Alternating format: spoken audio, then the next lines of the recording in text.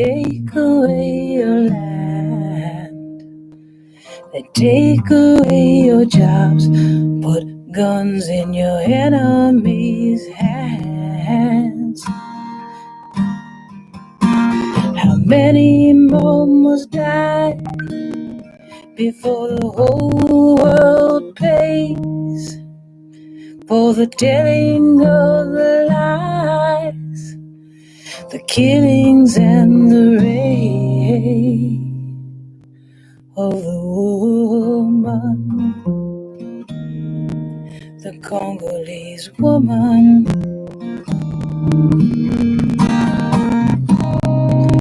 You dry your eyes and you keep it going.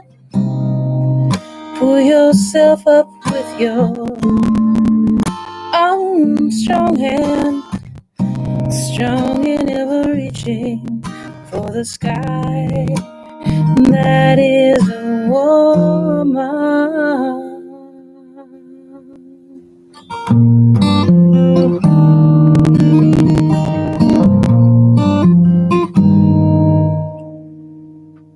Your spirit may fly away,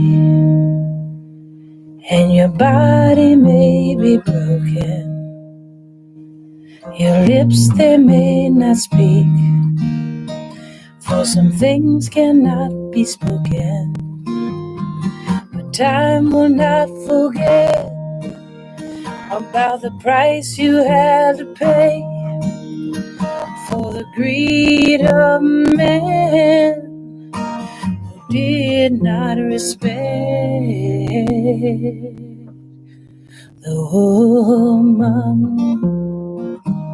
Oh, the Congolese woman, the woman, oh, the woman.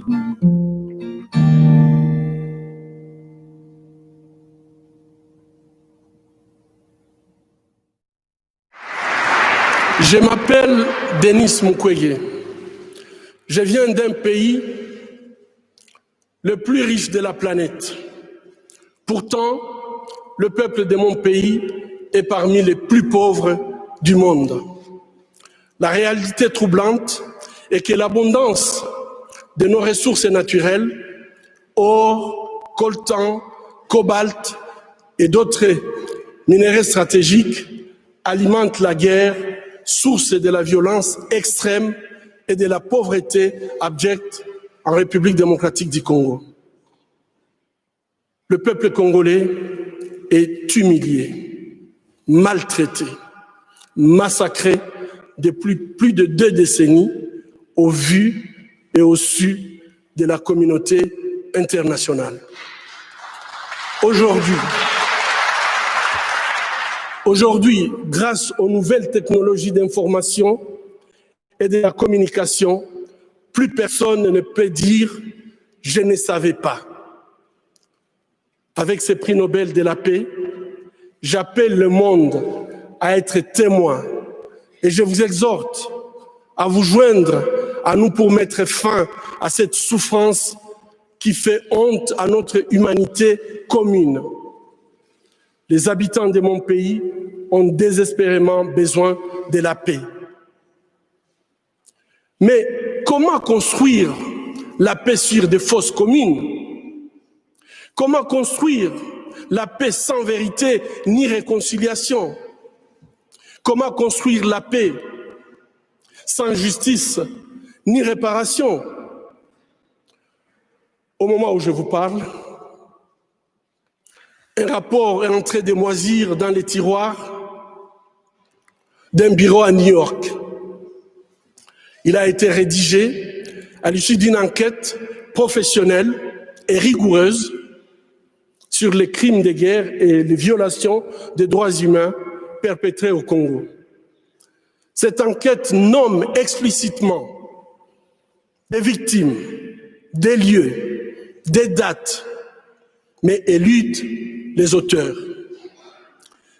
Ces rapports du projet Mapping, établi par le Haut Commissariat des Nations Unies aux droits humains, décrit pas moins de 617 crimes crimes de guerre et crimes contre l'humanité, et peut-être même des crimes de génocide.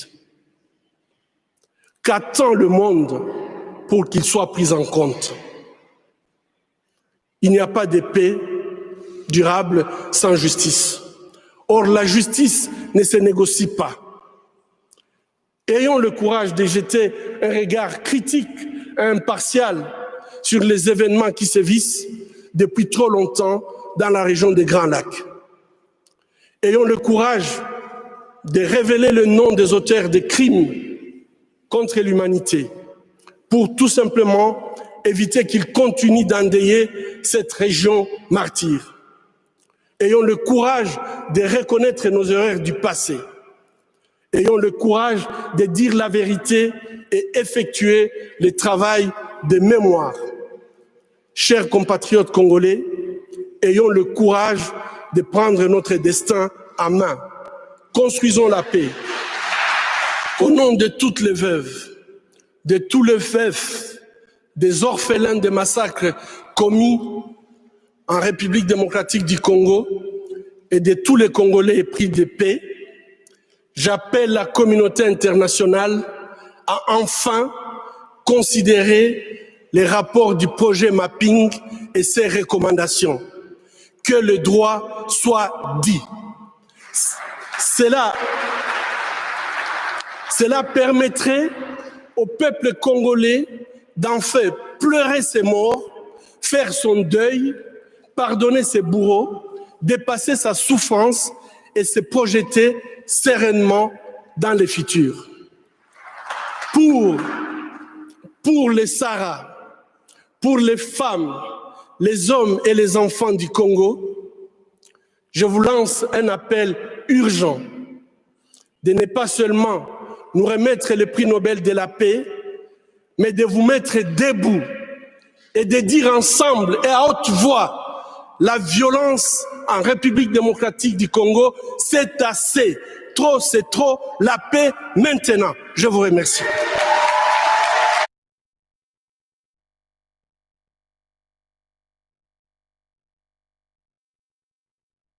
Okay. Maha.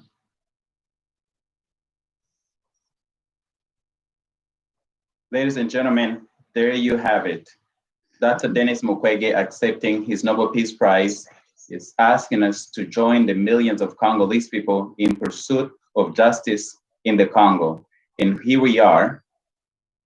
There are over 70 countries that take part in Congo Week every year. Congo Week is the third week of October every year, started in 2008.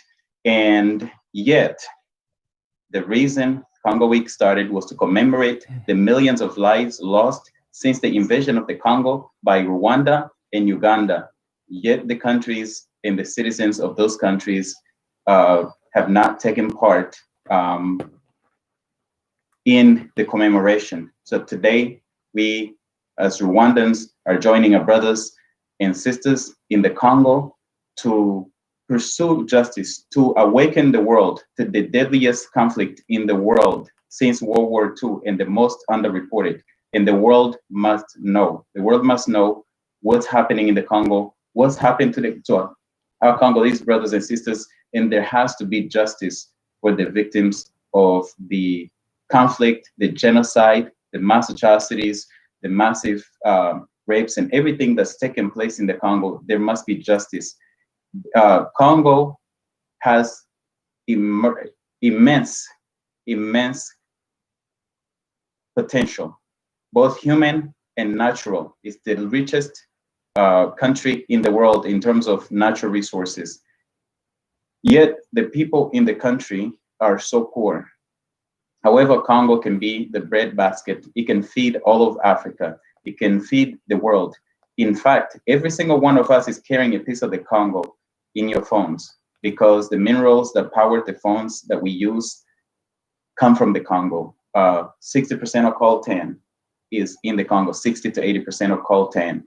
There's so much resources that Congo can feed all of us in Africa and everybody and so much of the world. They can power all of Africa in terms of electricity. Yet that potential is not exploited for the Congolese and the African people because there's no peace. There cannot be development without peace. There cannot be peace without justice. And so today, me and my colleagues from Rwanda, who will introduce themselves shortly, are joining our Congolese brothers and sisters in Congo Week, in commemorating the Congolese and celebrating their resilience, the resilience of our Congolese sisters and brothers, and also calling for justice for the crimes committed in the Congo. Wanted to just yield the space to my colleagues to introduce themselves, Delphine and Freeman. Delphine, if you don't mind, please. Thank you so much, Claude, for the introduction. Thank you, everyone who's watching. Welcome to this show. I guess it's always a pleasure to join you, Claude and Freeman, for such a great cause. So my name is Delphine Yandamutso. I'm an Rwandan Australian, and it's a pleasure to be with you all who are following us in Congo Week in Rwanda. Let's break the silence about what happened and what's happening still in Congo. So thank you, Freeman. Hello, guys, and thank you so much. I'm really excited to join you today for this Congo Week in Rwanda. My name is Freeman Singirankabo. I'm also a Rwandese born in the United States, and it's really exciting to be joining Claude and Delphine today, and the rest of you Congolese out there all over the world, along with the friends of the Congo. Today it's such a special day for us as Rwandese supporting the Congolese during this special week, and I'm hoping that we can have a pretty good conversation today as far as our brothers and sisters in the Congo. Claude, can you take back? Yeah, I want to start kicking out shout outs to everybody watching, especially I see our sisters and brothers in the Congo that are watching in the Congo and all over the world. Those of you in London who are following us, thank you for following. Sisters and brothers in Kenya, Abraham Mutai, I see you there. Greetings to you. We've got those of you who are watching from South Africa, Denmark, China, Brazil, Philippines. We thank you. And this is broadcasting both on Facebook and also on YouTube, on HMG Network on YouTube. If you don't mind, please share this broadcast so that others can also see and hear from Rwandans supporting Congolese people in pursuit of justice and celebrating the resilience of the Congolese people. So to start this conversation, I just wanted to start with you, Delphine. Why is it important to speak about the Congo? Why is a Rwandan even speaking about the Congo? Thank you so much, Claude. There's a lot to say. There are a lot of connections, a lot of ties to, between Rwandans and Congolese, not only being geographical neighbors, but also why speak about Congo? I want the audience to, I guess, picture ourselves or put ourselves in Congolese place, in their shoes. Picture yourself. There's so much happening, and it's negative. There are a lot of atrocities. People are being killed, family, friends, neighbors, and for such a long time. And you feel like you're by your own. Like no one is helping, no one is calling, and the people who try to speak, they're silenced in one way or the other. And I guess so many people have been, I'm sure everyone has been in a situation where you feel hopeless and helpless, and I'm sure everyone would appreciate support, really, and speaking out and even holding hands. So, but that's a general thing. Personally, I it's such a pleasure to talk about Congo or to speak out about Congo, what happened in Congo, what still happens, because I have special connection to Congo. Congo's been, when I was young, we were refugees and we were refugees in Congo, and they welcomed us.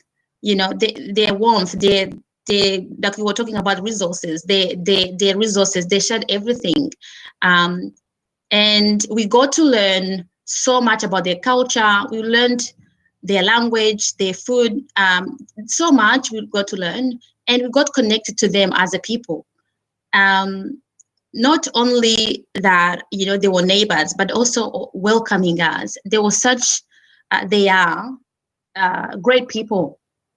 And another thing personally that, I see why we need to speak out is, so many people say that, some people deny what happened or what still happens. And it's such a shame to see that, so many people have witnessed what happened and what's still happening in Congo, but still so many people are so silent. So there's a lot to say about why speaking out about Congo. As Rwandese, people who were born in Rwanda. And there are also other ties, I'm sure some people who were born in Rwanda, they know someone that know a Congolese, a friend or a family.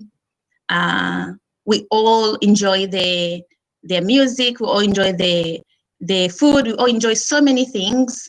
But that's not all. Also, even if we didn't have those ties, even if we didn't share those things, but still they are human beings and they are suffering. Why not talk?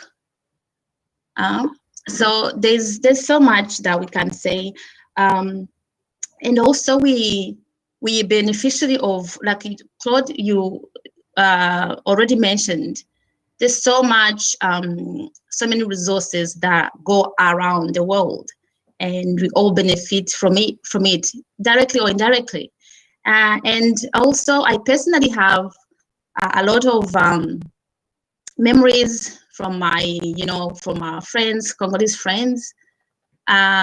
Most people who went to school, especially high school in Rwanda, they've had a Congolese teacher. We had a lot of Congolese teachers that just, I believe they're big part of our life. They've been part of our growing, our education, our development.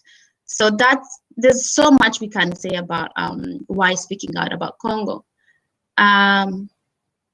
And I always feel like, what I experienced in Congo as a child, as a refugee, I can imagine so many children, not only Congolese, but other children who are in the Congo who are still struggling. And they are so voiceless. They feel abandoned. There's no hope. There's nothing positive about their daily everything. There's nothing normal about their lives. So it's so close to my heart, I guess, to talk about it and to raise awareness, to break the silence. It's not that we are the only people who know what's happening there, but so many people are choosing to keep silent. So I personally think we need to bring our humanity back.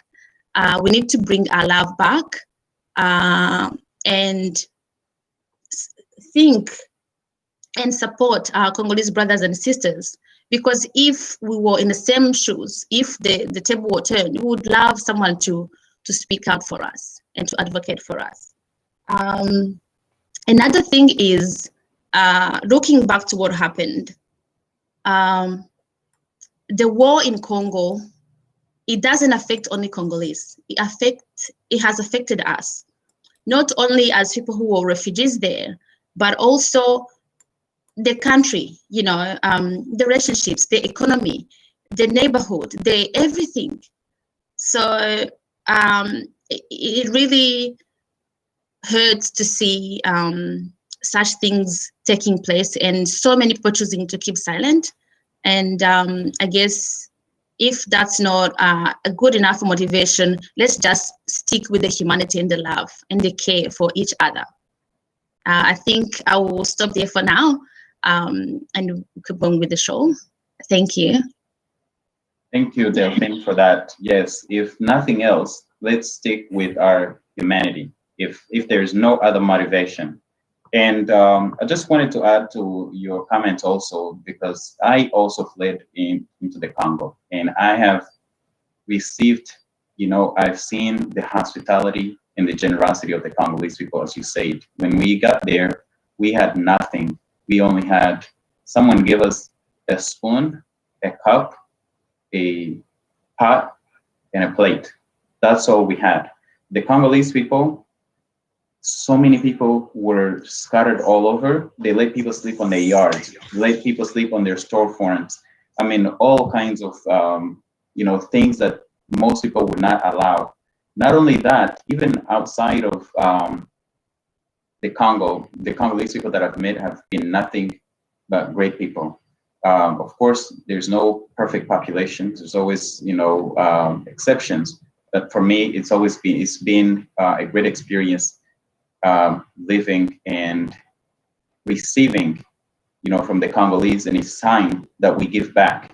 So I want to tell a short story. The story is of my friend Espoir. I met Espoir when we were teenagers. He's a grown man now. He has access to millions of dollars and wants to invest in the Congo, especially in the health and technology sector. But Espoir went to Congo 10 years ago. When he got there, he was caught in an ambush. We had to mount a big campaign to get him freed up. Thankfully, he left the place alive. But Espoir, and by the way, the name means hope. And his brother's name is Amani, which is peace. Espoir went to Congo to look and try to do some work there, some development work. He cannot do that work unless there is peace. There cannot be peace without justice. That is why we call for, one of the things that we want is for the UN and the international community to release the names of the perpetrators who are documented in the UN mapping report so that justice can be pursued. We also want a tribunal, an international tribunal set up to try the most responsible of those perpetrators. Unfortunately, many of those perpetrators are from Rwanda. Some of them as high as the advice, including the president of Rwanda, Paul Kagame, but also his military advisor, James Kabarebe, former military chief of staff, Kayumba Nyamwasa, and many others. It also includes people like Joseph Kabila, who was the president of the Congo. When you read the report, you see some of those massacres and some of the things that happened and the behavior of those officers. They cannot be walking free, because as long as people get away with these crimes, they will continue to commit these crimes. And we are saying no more. And an international tribunal must be set up to try them so that the victims can receive justice. There's something else that I also want to talk about. You may ask, why Rwandans speaking about the Congo? Why don't people speak about the Congo themselves? And before I do that, I want to kick a shout out to all the other countries that I noticed watching. There's Zambia, there's Zimbabwe, there's people in Canada, and a few others, Belgium. Shout out to you guys for tuning in, and our sisters and brothers in the Caribbean also. I wanted to talk about the absurdity of these national identities, where we think being Rwandan makes us unique to the Congo, or different or separate from the Congolese. The way Africa was cut into pieces and became, in the countries, we have 54 now. These countries were not the natural borders set up in Africa. And today, to sit and say, I'm Rwandan, and so that whatever's happening in the Congo does not matter to me, is absurd. Because when you look at the people living at the borders, they have families on either side of the border. And our Congolese, the Congolese people and the people surrounding Rwanda are just as Rwandan, or we're just as Congolese as they are. We are Africans. And so it's a little bit absurd to me that we would cling on to something where somebody, a bunch of countries in Europe, had a conference in Berlin in 1885 and cut Africa to pieces. And we just totally accept that and think that we are different. So whatever's happening in the Congo, we are our brothers and sisters keepers, and we must pay attention and also address it and join the calls. So anybody that's watching, please join the calls for justice in the Congo. The hashtags that are being used today are mapping report and Congo is bleeding, and also use the Congo Week hashtag. The other thing that I wanted to add that Delphine spoke about is silence.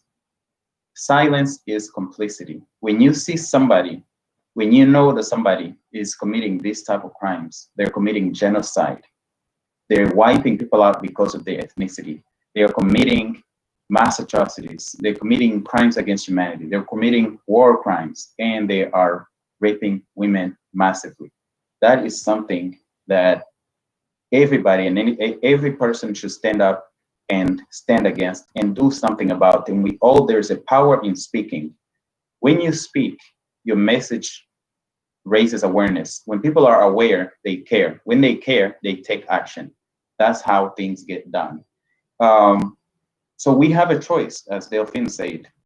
Do we choose to just be silent and stand with the perpetrators, or do we stand with the people who are being attacked and actually resist what is happening?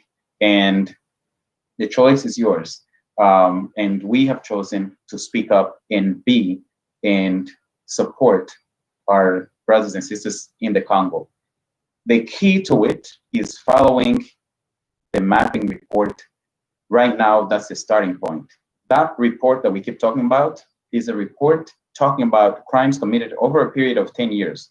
By the way, what's happening in the Congo has been going on now for 24 years. Their children who were born would have gone to elementary school, middle school, high school, and graduated from college. And they're not children anymore, a whole generation. And today, all they've known is war. And that war has been an invasion by neighboring countries. There is other elements to it, by the way. The neighboring countries, Rwanda and Uganda, that invaded the Congo, had the support of Western countries, the US, the UK, France, and others. And today, we also have multinational companies that are exploiting the Congolese, that have mines where children as young as 8 and 9 and 10 years old are going into the mines and working, destroying communities and displacing people. Guess where those multinational companies come from? Why this matters to the world? They come from places like some of the leading perpetrators are from Canada, Australia, and Belgium. There's also American and UK and French and South African companies and others that are also taking part in these abuses and the destruction of Congolese people. Yet, no one is holding them accountable in the countries where we live, for those who live in the Western world. Why is this happening? This is similar to the slave trade. When slavery was happening, the slave traders were protected by laws. So Western countries are providing political, diplomatic, military, and monetary support to the perpetrators in the Congo. So when we hear that Paul Kagame is a Pan-Africanist, for example, that is a big lie. Paul Kagame is basically a puppet of the West, and he has taken part in the destruction of the Congolese people. Over 6 million people killed. And guess what? Half of those people are children under the age of 5. Those are African children with potential to do great things in the world. So the world needs to know who these perpetrators are, both Western and African players inside of the Congo. And we especially need to hold accountable those who are in the middle of the butchering of our Congolese sisters and brothers. And I wanted to stop there and turn it over to my colleague, Freeman, so that he can also add his voice to this conversation. And in the meantime, please go ahead and send us your comments, your questions. Let us know where you're tuning in from. And we appreciate you following and sharing this conversation. Thank you so much, Claude, for sharing with us. I think this is the first time I'm actually going to be sharing anything related to the Congolese people or the Congo publicly, at least from the network anyway. So as most of you knows, I was born in Rwanda as well, but we haven't lived there for so many, many years. But I do have some recollection memories of the Congo when it was still called Zaire. I remember we have families there who lived there for decades, both on the Rwandan side and the Congolese side. And I remember back in those days, especially early 90s, I was still just a child when my parents would just cross borders in Bukavu and Goma. We would just go there to hang out with the Congolese friends and families there. And you didn't even need a passport. You would just cross over and would go share. I mean, Congolese are wonderful people. They're the most beautiful human beings on the planet, you can imagine. They're very fun. They just live a good life like you and I, over here in the West. And the thought and the idea that they've been in the war for 30 years or even more. They've been in corruption. They've been in, their lives are just, it's crazy to just even have a slightest conception of what they go through every day. So when I remember those days when, when things were fun, when there was no war, those are beautiful memories. But in addition to that, I think between 1990 and 1994, my family, we also got to flee in the Congo, surprisingly, when things were not very, when things were a little hot in Rwanda. So our Congolese friends and families, they hid us for a couple of months as a family. So we'd leave there too when there were turmoil in Rwanda. During those days where we have multi-parties and things like that. So I have really memories of, I have great memories of the Congolese people and, as brothers and sisters. And when I see them today, what they go through, it is beyond heartbreaking. Now, I really want to put this in context for the Western audience, because sometimes when we talk about the Congo, you just hear a place like in the movies. I want you to imagine the whole entire east coast of the United States, all the way from, upstate going down to Florida. And just imagine that whole region in turmoil for 30 years, where you just don't have a normal life, where you just can't go to work, where schools are on and off, life as you know it. It's just like, it's like you live by luck. There's no such thing as planning your life and things like that. Children, they grow up under warfare. They play with guns. They play with grenades. Those sort of things. And when you imagine a child who's 30 years old today, we can go as far as look from ages 15 and above. Those are old enough to see memories, even much younger. And imagine a child who was born during this whole entire period of warfare. They know nothing but war. So there is trauma associated to this turmoil. There is family disintegration. There is just a life that doesn't have a future. A simple young man, same age range as we are, or even younger, they don't know anything else but warfare. So imagine from upstate New York all the way to Florida, or for you guys in Europe, look at, take the whole entire Europe and look at it and see all those little small countries there in turmoil for 30 years. That's what the Congolese go through every single day. At the expense of what? because they so happen to have been born in a country with the biggest natural resources that you can imagine. So when I see how, as human beings, we are so hard on ourselves when it comes to reaching out. We don't want to reach out to the people because we want to mind our own business, especially in the West. We are taught to just mind your own business. However, as Claude said, before 1885, Africa didn't have these virtual borders. You couldn't differentiate a Rwandese person on the borders as we know them today from a Congolese person. You could not, differentiate a Burundian person or Ugandan. They had their own little small territories and kingdoms, but it was not as vicious as we see it today. In the Congo right now, in the DRC, there are Rwandese people who speak Kinyarwanda, families on the border. And just because there's turmoil, they can't even cross border. Same thing in Burundi and in Uganda. And when you see all of that, it impacts families on the very basic level.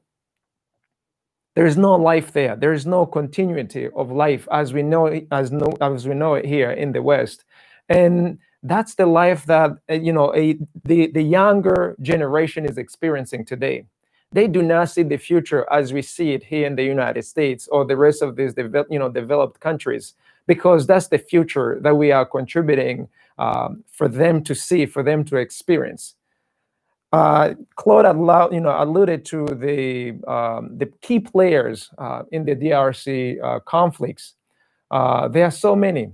I was reading the report and so many other reports that has been written for so many years. And it just made me upset to see how, imagine 85 companies, multinational companies, at least 85, according to the United Nations report, are in the Congo today, exploiting the natural resources and also contributing to the conflict. You never get to hear those names, but they are racking a killing in profits. And the Congolese people are getting zero. They're not getting anything out of it. So these companies, while things are happening and they're bringing out all the things that we need in the West and the rest of the world, the Congolese people are experiencing just the worst of the experience because of all of us as humanity, as human beings on this planet. So it is unconscionable that we all stand here and we contribute to the death of some other human beings across the planet somewhere, just because we are not there to experience their daily lives. So justice, as we understand it, for me, it's a diluted word. If you cannot see yourself in your own house, not being able to do the same thing that your usual everyday routines, you cannot understand the Congolese people. Imagine right now during the COVID-19, your routines have been disrupted tremendously for so many months. At least you're still living in your own house. At least you have some water, you have a soap. You can wash up and you can do the things, the basic things that you are accustomed to. There are people in the Congo for over 20 years who cannot afford to take a shower, a simple thing as a shower. And today, we sit here and we just mind our own business. This is unconscionable. We have to really understand the gravity of the situation that the Congolese people are experiencing today. Rwandan, as you understand it, as you know it, is the biggest almost tourist gateway to the Congo in the east. Everybody knows Rwanda today for so many reasons. Through Rwanda, you can go through the Congo. You can go in the Congo, and there is so much happening in the Congo right now because Rwanda is a gateway to that. And I think that it's very necessary for the for you as an audience to understand that every day that we breathe and we mind our own business when it comes to the Congolese people and the Congolese conflict, we are contributing to the death of these people, whether knowingly or unknowingly. Politicians, experts in so many areas, so many fields. You contributing today to the Congolese conflict and the Congolese malaise of the people there, because you're minding your business when it comes to what they, what the lives that they're living today. And I believe that we have to be able to just be human beings for once. And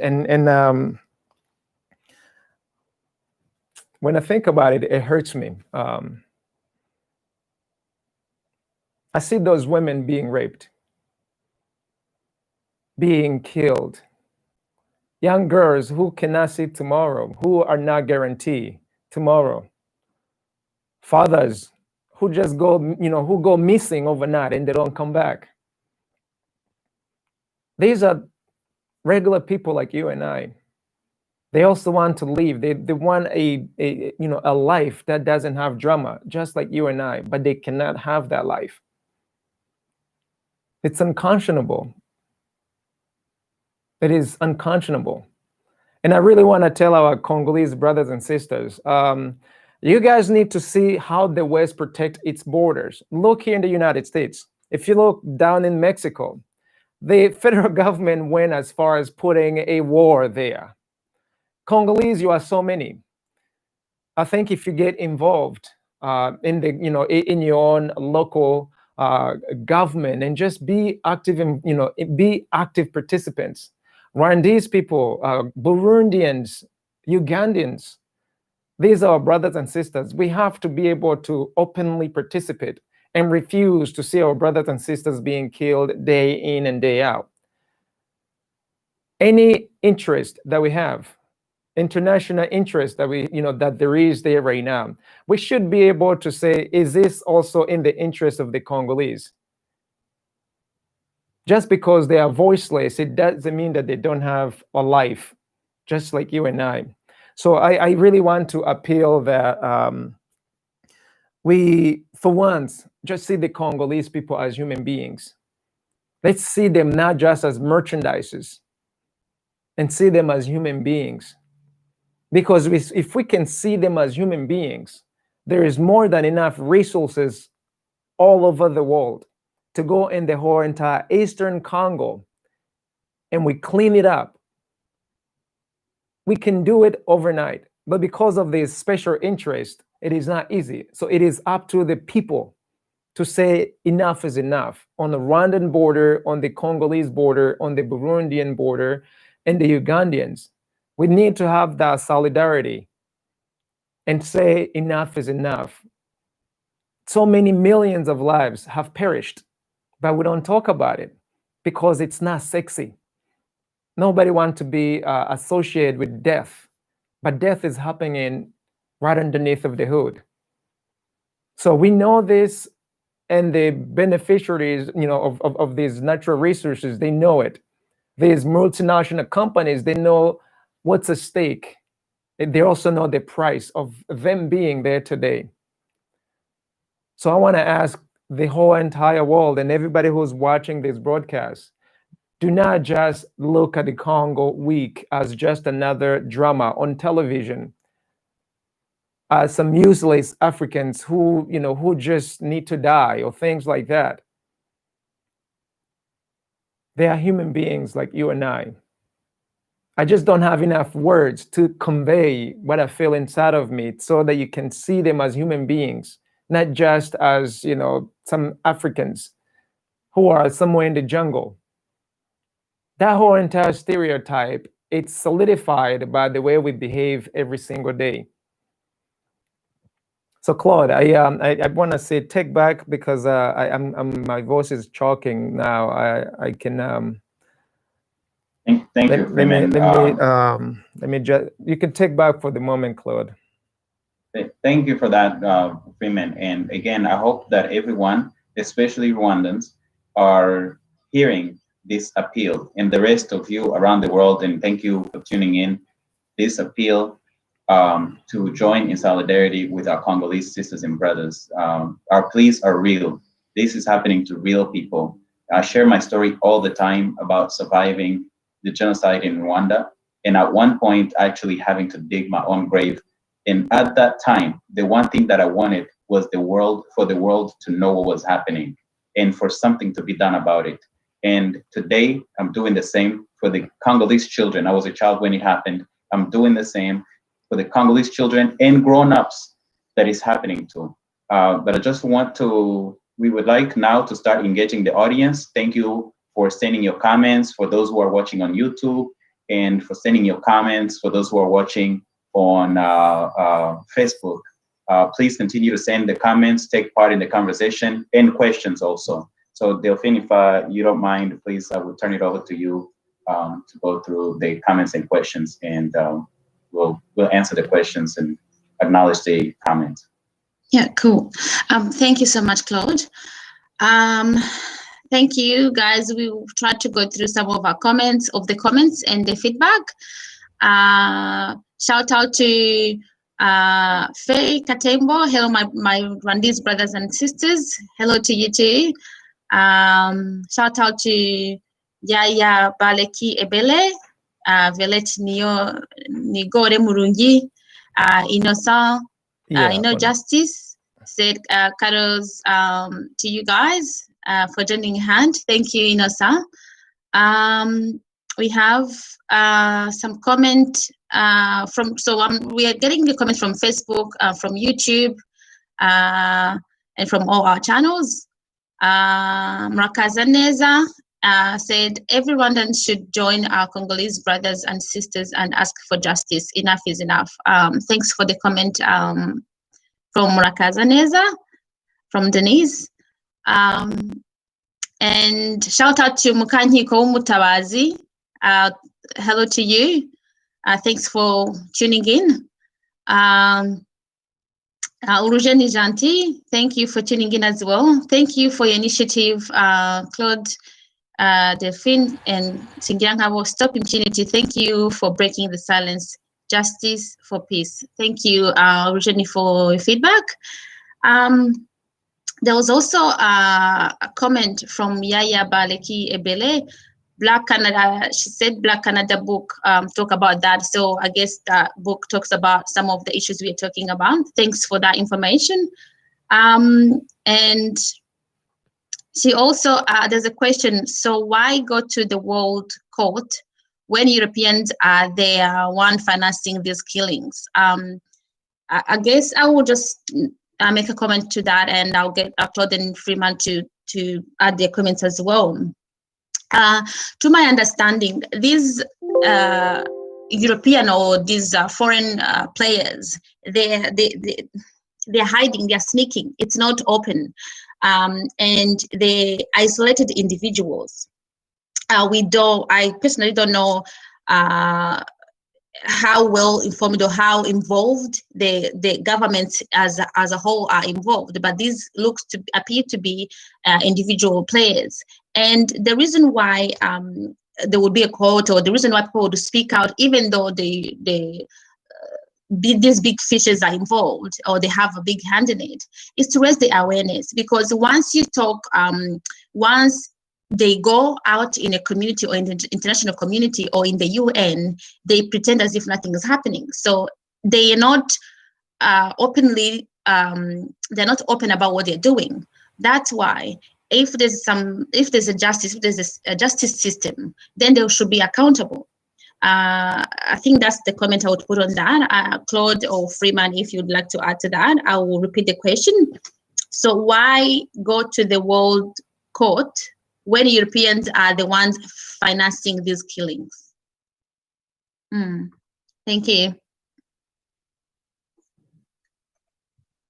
For me, the question of why involve the world when the Europeans are the ones who are financing this. The Europeans are not the world. The world is all of us. And the world must know and must be involved. And there should be no hiding place for any of these perpetrators. What we are doing is to shine light on the darkness created by the perpetrators and their sponsors and supporters. So a part of what we talked about earlier is the genocide in the Congo, the Genocost taking place in the Congo, the horrific mass crimes that's taking place in the Congo, it's the worst, the deadliest conflict in the world since World War II. It's yet the most underreported conflict in the world. So one of the reasons why we must let the world know and why the world must be involved and why the courts must be international is because this is all happening in the dark. And the more you shed light on this, the more you share this yourself on your pages, on your social media, and tell the world that it's happening, the more light is going to come and drive up the darkness that's happening, that is covering what's happening in the Congo. The other reason is, if we leave it to simply just the locals, some of what's happening in the Congo, for example, is many of the Congolese perpetrators have been integrated in the forces inside of Congo. And the Congolese government will have no incentive to simply try them. The other thing is we look at some other countries. You know, you look at people like Charles Taylor, who was a mass murderer also. He was tried for crimes he committed in Sierra Leone. And so the crimes that were committed in the Congo are international crimes because you have international players. You have the invasion by Rwanda and Congo. By Rwanda and Uganda. You have leaders, military leaders in Uganda. You have military leaders in Rwanda. I mentioned some of the names. If you guys remember, for those of you who follow, when the M23 invaded the Congo in 2012, the leaders documented were the top military leaders in Rwanda: General James Kabarebe, General Charles Kayonga, General Jack Nziza. If we just simply leave it to the local jurisdiction, it's not gonna happen. And this is one of the things that I always say, even within the Rwandan community, sometimes we say that Rwandan people will decide whether there should be justice or not. No, these are international crimes. Whoever committed these crimes, and shout out to my brother Kambale from the Congo, a great activist, one of the leading experts on the mapping report.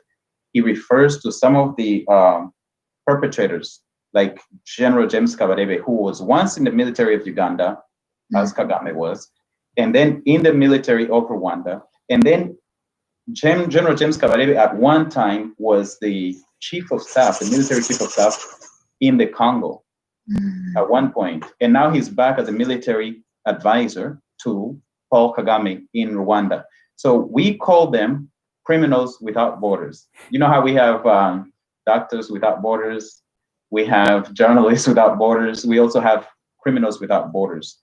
Those criminals without borders must be tried in international courts. That is why it's important that we have world courts, so that there is transparency and that these crimes that were committed all over in various continents, by the way, all over the continent of Africa and also in various parts of the world, that they are brought to book. One more thing I would like to add: the crimes that these troops in Rwanda have committed in the Congo, they also commit them in Rwanda. During coronavirus lockdown, women in some of the most crowded neighborhoods were raped. That was one of the main and major crime committed inside of Rwanda, but the Rwandan military. So again, we want to end impunity. We want to see justice. We don't care where it happens. Actually, the example of Hissène Habré, who was the president, another mass murderer, who was the president of Chad, was tried in Senegal a few years ago. It was wonderful to see the victims continue to pursue justice and see him tried in an African court. We just want this to be international so that no one hides under the local jurisdiction and get away with it. I mean, in Rwanda, you have people like General Kayumba Nyamwasa, who is now in exile and calls himself opposition. So if one day he returns to Rwanda and everything is within the jurisdiction of Rwanda, he may never be tried. This is not a decision that needs to be basically a local decision. It needs to be a global decision, because the crimes committed in the Congo have affected not only the region, not only the Congolese, but the region and also the rest of us around the world. Thank you, Delphine, for the question. I believe there's another round of questions. Freeman, if you would go over there. Thanks, Claude. Before I go to the second round of question, I wanted to just add a little bit to what Claude has just shared with you. Ladies and gentlemen, I want you to imagine, okay, in Washington, D.C., how many times do you hear a woman being raped? One woman. Now imagine the whole entire city full of women being raped. And Washington Post doesn't report it. New York Times doesn't report it. Agence France Presse doesn't report it. The Guardian doesn't report it.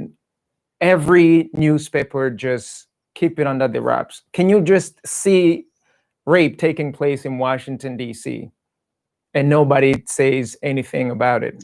Mm-hmm. The answer A would be like, hell no.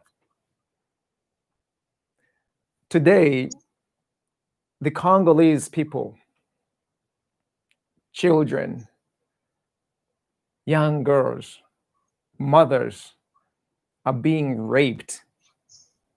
They're being used as the way you can use a tool. Mm-hmm. It is beyond conscionable. And not a single journalist from Washington Post, from AFP, from all these big multi-corporation newspaper companies are reporting it because it's not sexy. And some of them, they also have a stake in it. So we want to say, let's stop this impunity. These are human beings. These are human beings just like you and I. How many times do you hear locals in London being raped, being taken away by military, go missing in great numbers, and nobody says anything about it? How about in Paris? How about in Zurich?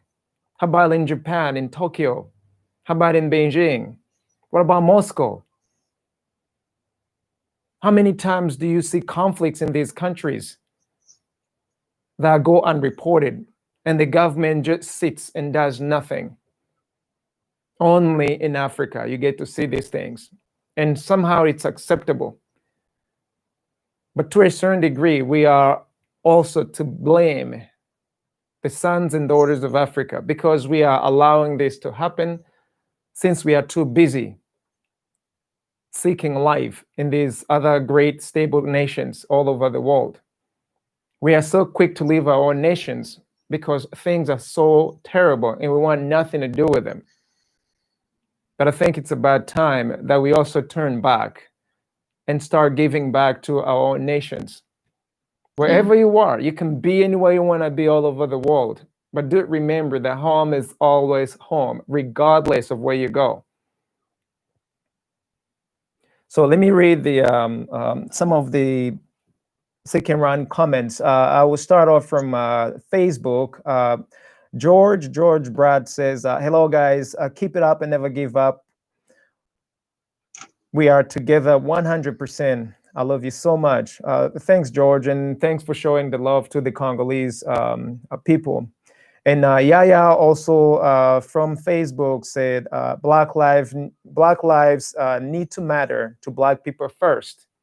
Definitely, I want to agree with that, but I also want to say it is not just Black lives, Congolese lives. You know, let's be specific. These are human beings.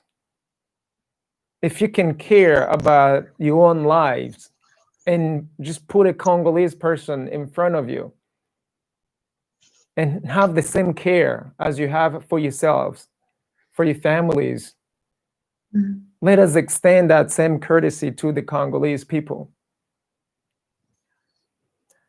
On YouTube, Oscar said, we need justice for people killed in the DRC. And Constance says, thank you for this initiative, and we need to be together with Congolese people. I so agree with you, Constance. And Oscar said, The 617 crime mapped in the UN mapping report should not remain unpunished. I didn't even know that it's just 617. I think those are the 617 that we are able to stomach. There are so many unreported crimes in the Congo today, so many of them. One of the worst crimes, there are some witnesses. I hope no children are listening to this, but I will try to be as censored as possible. Picture a parent looking at their child being abused in front of them at a gunpoint, at a knife. The father is right in the corner and the mother is right here in another corner. And the baby daughter is being just abused in front of their eyes. And they're looking. Just look at how you're breaking the spirit, you're breaking the life of the dad, of the mom, and worst of all, that little girl.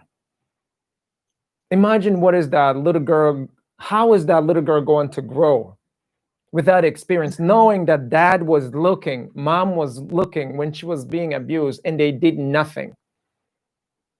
And now look at the monster doing that at a gunpoint, or monsters doing that, and making sure that the parents know that there's nothing they can do about that.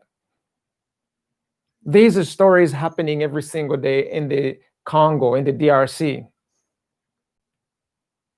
But because we're looking so cute in our own homes, far away from where the conflict is, we really don't care very much because it's not at home. Imagine if this is at home today in your own household and it's happening. I don't even think that we have enough psychologists and psychiatrists who can actually help these Congolese people. I don't think we have enough experts or willing experts who can even just go there and console these families. Now, when you see that little girl growing up and she has so much hate, understand where that comes, where that comes from. These little girls are now women today. They put a smile on in front of you. They do whatever it is you want, but right deep inside, they have a story that they have never communicated before. They feel the shame. They hate themselves. Why can we have a heart for these people? These are our brothers and sisters.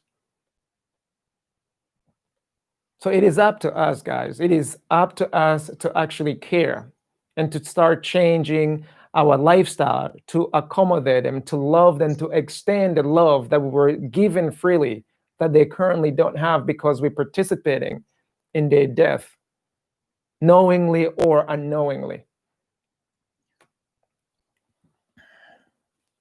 Kamo Garagaro TV says, amazing team in pursuit of justice. There is always light at the end of the tunnel.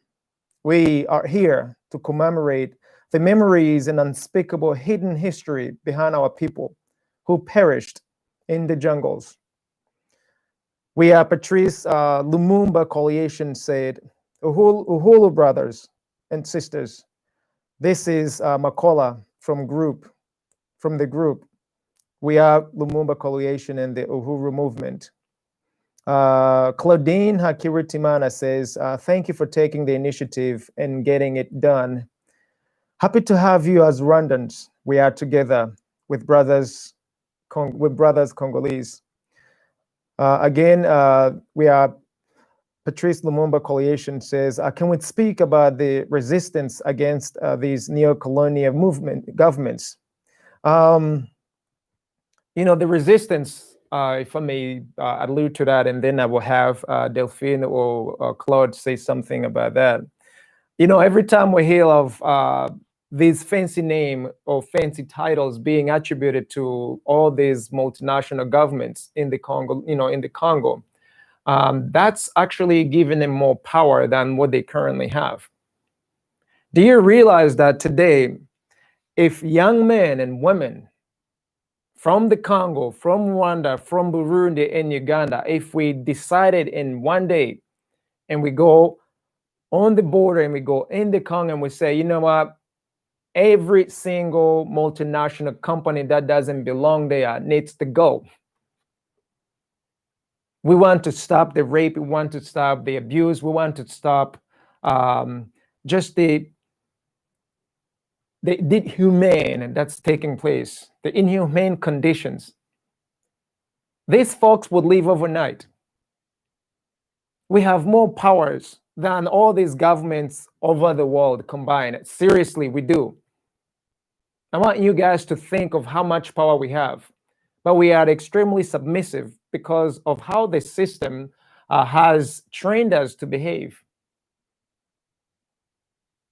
How is it for more than 246 years in the United States, you don't see this kind of tragedies, you don't see this kind of injustices? They are injustices, but not to this extent.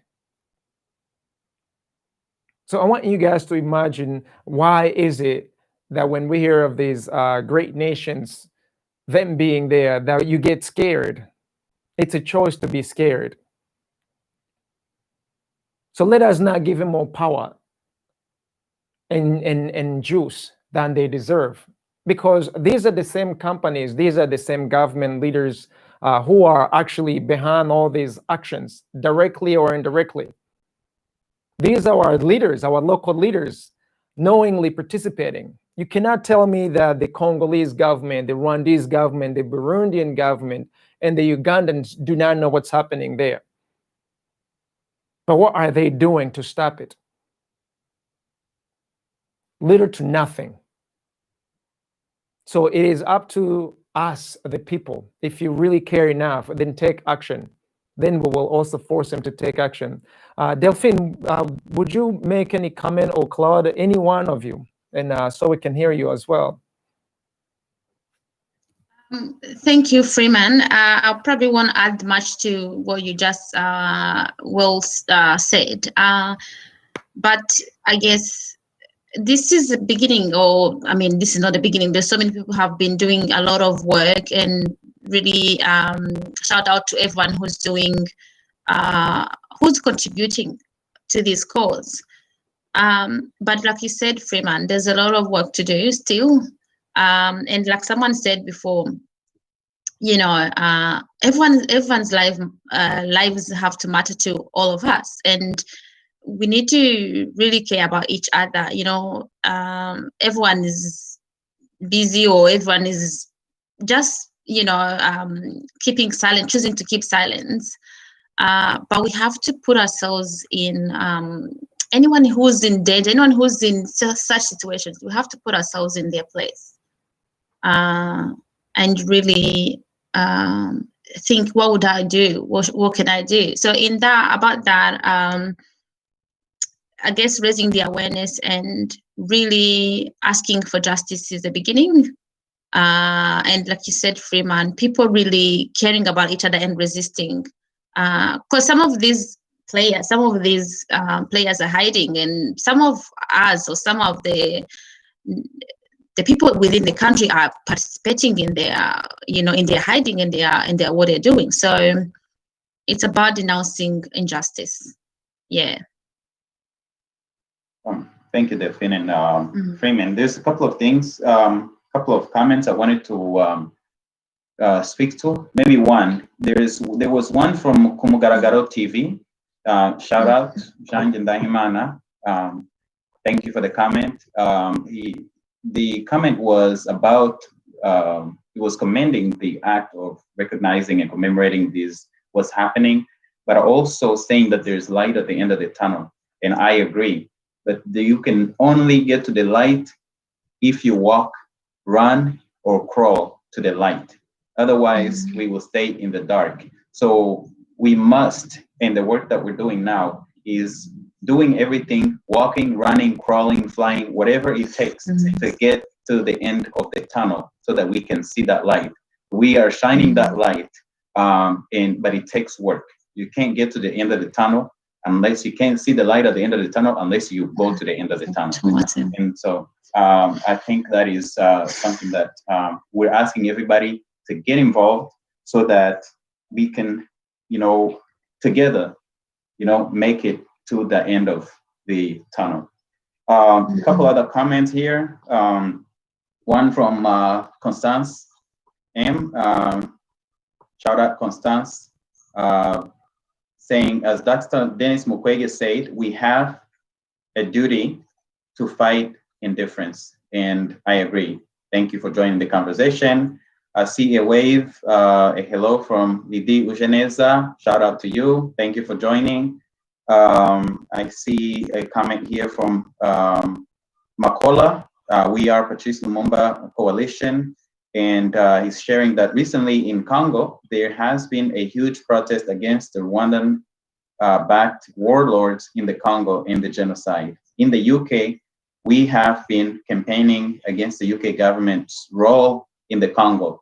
Thank you for the work that you're doing. Keep it up, and we will be happy to join you in what you are doing both in the Congo and around the world and add our voice to it.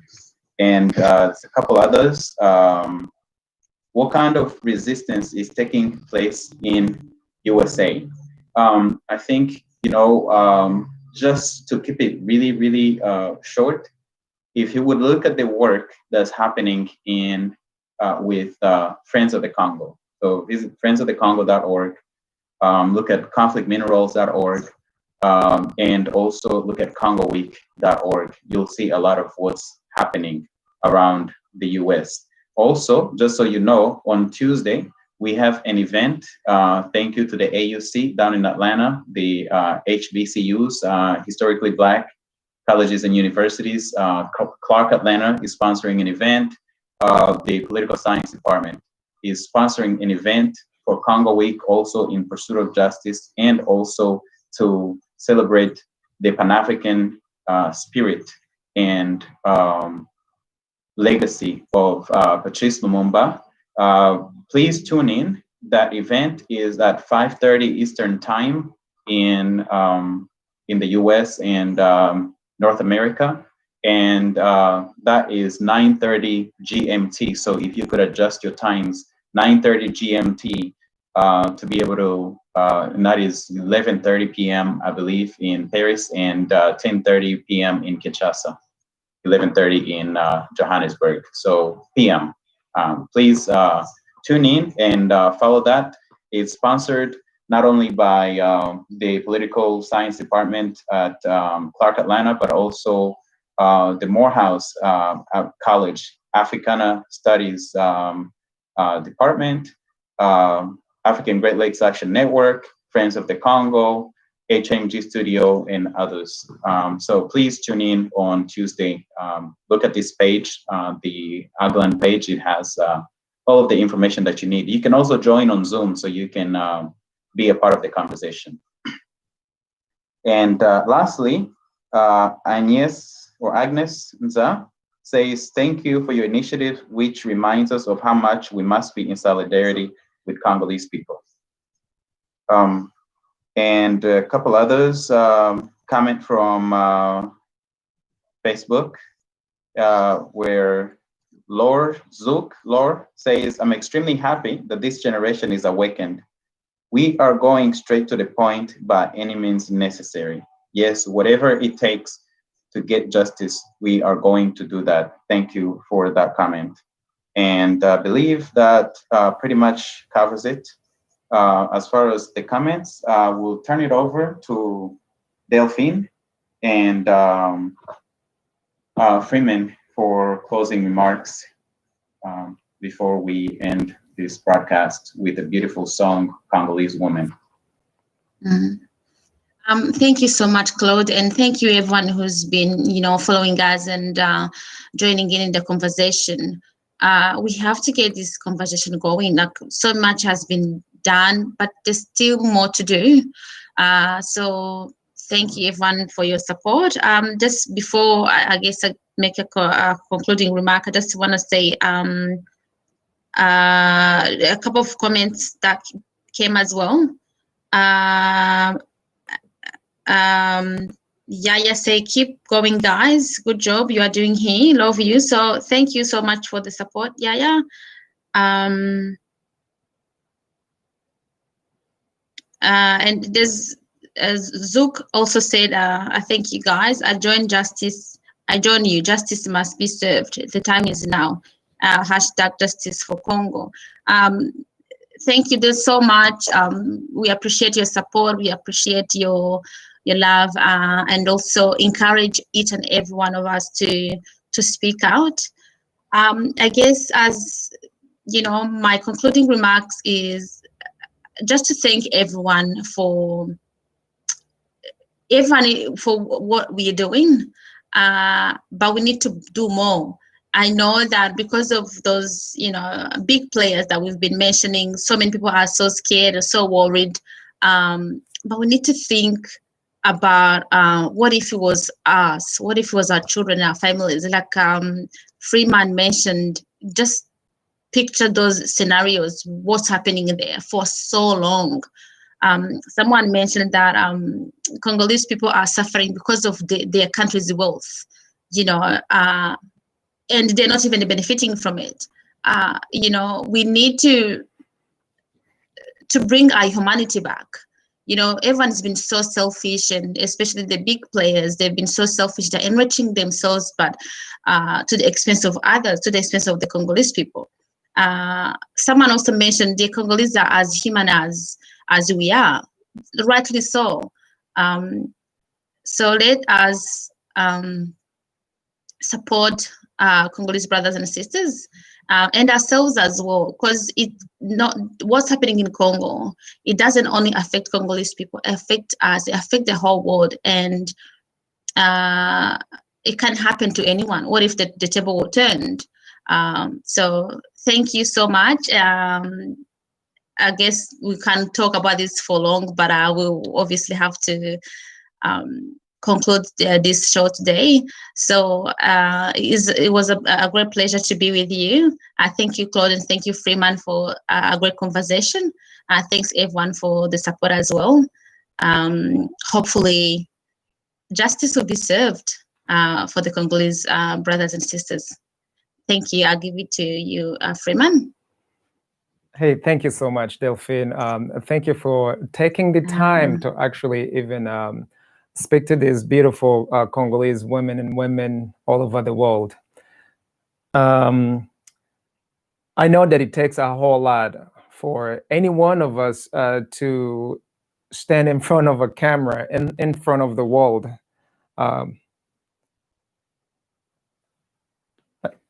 Oh, I'm sorry, guys. I don't know if, can you guys hear me? Sorry, Delphine. I was acknowledging you, Delphine, saying I wanted to really express my gratitude that you've taken the time to speak up and to speak your heart. But I also want to say thank you to the Congolese men and women who have already taken initiatives for all these years to help their own brothers and sisters. But I also want to thank in advance each and every one of you who can actually see within your heart to see a Congolese person, a Congolese child, a Congolese father, mother, as another human being, and extend that same love, that same Ubuntu with them. We need it. Lastly, our brothers and sisters in Rwanda, in Uganda, and in the Congo, we are so close to the Congo. And everything that's happening in the Congo, we are the conduit, mostly. And we have the ability, the power, and the will to say no, if we wanted to. And so I would want to appeal that we say no to this conflict taking place in the DRC.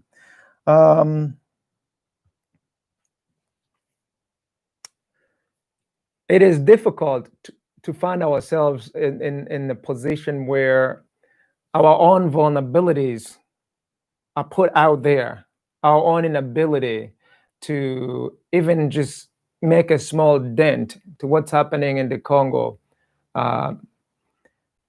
us being able to just be vulnerable in front of the world and acknowledge the fact that we just don't have all the power, the energy ourselves, but together we can actually we can make an impact, a positive impact to our brothers and sisters in the Congo. Before now I give it to Claude, I wanted to go right ahead and just acknowledge a few more people who have left a few comments on the on YouTube. Agnes Nza, she says, very sad that this is suffering for the Congolese people because of their wealth, which they don't benefit. It is so true. The Congolese are the most wealthiest of the wealthiest of the wealthiest people around the globe. However, they are the poorest of the poorest of the poorest around the planet, amongst few other nations, according to the United Nations report. So let us give them back their own dignity, their own Ubuntu, their own humanity, because they are just as a human being as you and I. That's what I would say.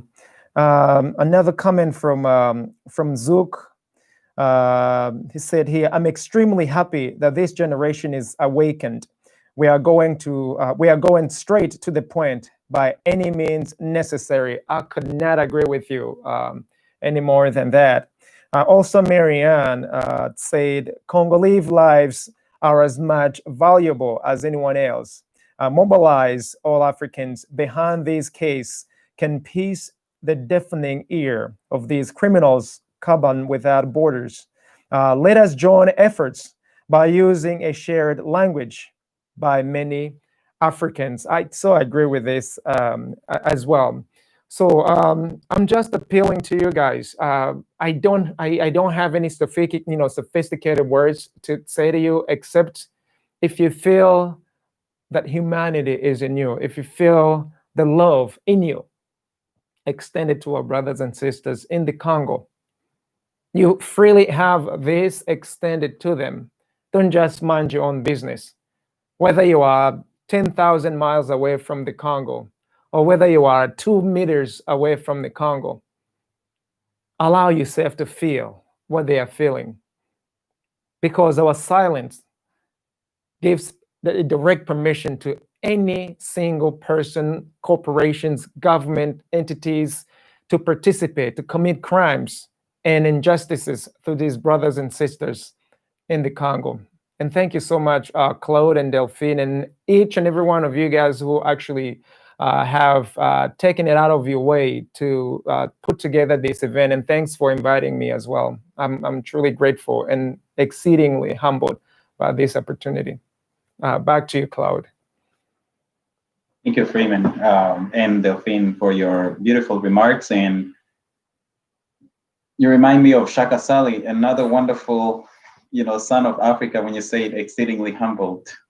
I just can't remember the other part of what he says when he says that, but it's beautiful, and he gives hope to Africa. He says, keep hope alive, right? And get better, not bitter. So let's not get bitter. Let's keep hope alive. Let's keep shining this light that is going to lead our crawling and walking and running to the end of the tunnel, where there's, a big light. And that light is us. We will shine it. We ask you to join us in shining this light.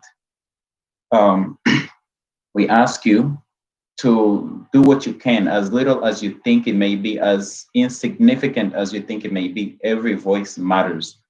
Raise your voice, speak up, use your tools. Some of them, thanks to the resources from the Congo, they're at the tip of our hands. Things like our phones, And I don't have a lot to add here. I just want to say the criminals without borders must be pursued and justice must be served. And we support the call for international tribunals to try the most criminal of these elements in the Congo and around the world. We support reparations for the victims, and we want to see reparations for the survivors. And we want to see a thriving Congo, because a thriving Congo, a free Congo, is going to lead to a thriving Africa and a free Africa. And as was said in many of the comments, whatever it takes for us to get justice, we will do that. Let's start with using our voices. Thank you for tuning in from around the world. Continue following the events that are happening. If you would watch the African Great Lakes Action Network page, there's a number of events happening this week. Congo Week continues. Go to congoweek.org and see there's a number of events, a large menu for you to choose from, and continue to educate yourself and be able to share these stories. Thank you so much for your time, and thank you to everybody that is sponsored this event, Friends of the Congo, HMG Studio, Aglan, and we especially grateful to our technical team that's working in the background and making this all happen so that you can see this in image and great sound. We appreciate you. We appreciate those who sent your comments and those who are continuing to share this event and other events that are happening around the Congo. Someone said in the comments, I can't go without mentioning this one, that thank you for showing the Congolese that not all Rwandans are monsters. And I appreciate those comments because really those criminals without borders are monsters, but the rest of us aren't. But our silence is complicit. If we are silent, we are the monsters, and we must speak up. So we have the choice to be the monsters or to get rid of the monsters. And so I'm calling on all the Rwandans and everybody around the world to join us in this call for justice and pursuit for justice for the Congolese people, using the mapping report, which has 617 major incidents. And this is only the most serious. So there are thousands of others. And so I would just like to thank everybody that is going to take action as a result of everything that's happening in Congo Week, as a result of being more educated about what's happening in the Congo, and making your contribution to ending the Genocost that's taking part in the Congo. Thank you so much for tuning in. We will end this broadcast with the beautiful song, Congolese Woman. And we thank Friends of the Congo for providing the song and the artist who made it.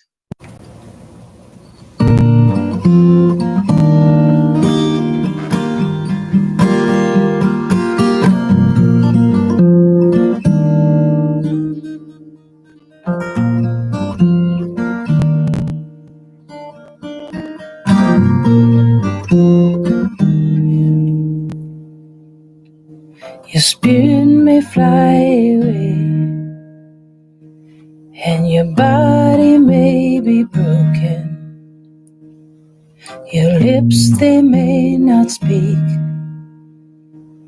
for some things cannot be spoken. But time will not forget about the price you had to pay for the greed of men who did not respect the woman, the Congolese woman, oh the woman.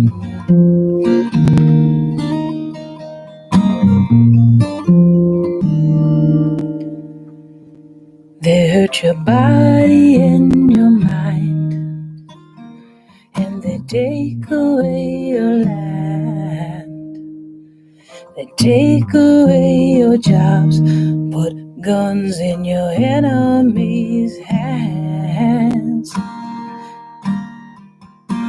How many more must die before the whole world pays for the telling of the lies, the killings and the rape of the woman? Congolese woman.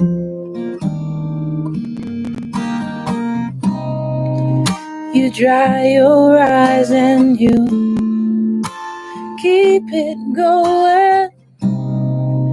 Pull yourself up with your own strong hand, strong and ever reaching for the sky. That is a woman.